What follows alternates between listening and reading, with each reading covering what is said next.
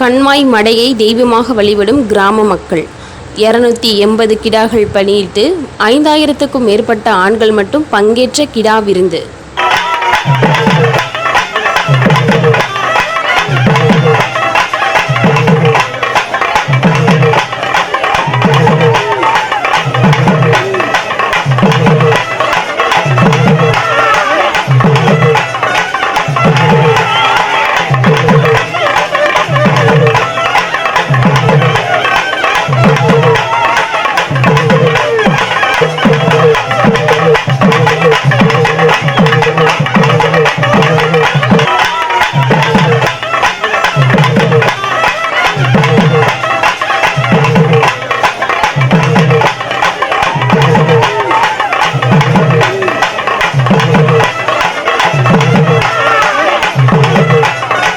சிவகங்கை மாவட்டம் சிவகங்கை அருகே உள்ள கிராம மக்கள் கண்மாயில் உள்ள மடையை தெய்வமாக நினைத்து 280 கிடா வெட்டி வழிபாடு செய்ததுடன் ஆண்கள் மட்டுமே 5000க்கும் மேற்பட்டோர் பங்கேற்றும் கிடா விருந்து நடைபெற்றது.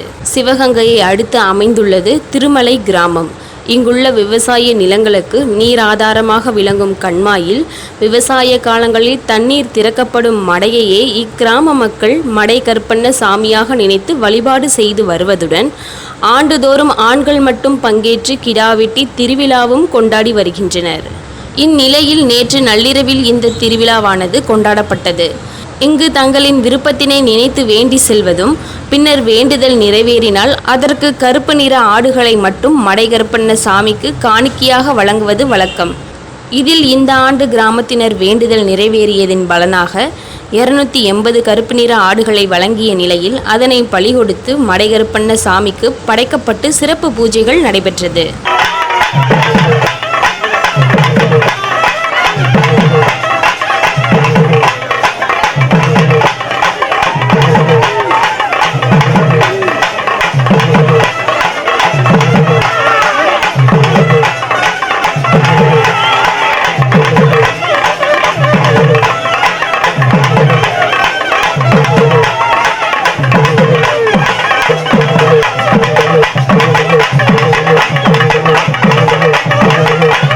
அதனைத் தொடர்ந்து கிராமத்தினர் கௌளி வரம் கேட்டு அது கிடைத்த பின்னர் பச்சரிசி சாதமும் மணமணக்கும் கறிக்குழம்பு மற்றும் ரசத்துடன் விருந்தும் வைத்தனர்.